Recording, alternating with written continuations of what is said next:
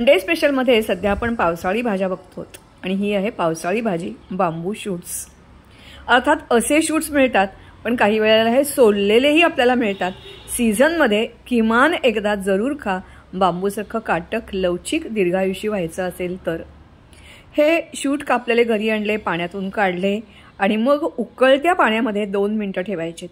पाणी काढून टाकायचं आणि पाणी काढून टाकल्यानंतर ते थंड होईपर्यंत तुम्हाला बाकीची तयारी करून घ्यायची। बाकीची तयारी म्हणजेच नारळ, बिरडं, मिरची, कोथिंबीर नेहमीचं असतं ते, आणि मग लोखंडाच्या कढईमध्ये तुम्हाला फोडणी करायची। फोडणीला नेहमीप्रमाणे जिरं, मोहरी, हिंग आणि फोडणी झाली की प्रथमतः कांदा टाकायचे, चांगला परतून घ्यायचा, थोडंसंच मीठ घालायचं आणि मग नंतर बांबूचे शूट आणि हे पावटे मिसळा। पाण्याचं झाकण ठेवा। पाणी हेच पाणी गरज लागली तर वापरायचं आहे। थोड्या वेळाने उघडून बघा, चांगलं परता आणि मग तुम्हाला वाटलं तर थोडं पाणी घाला। 5-1 मिनिटात भाजी तयार होते।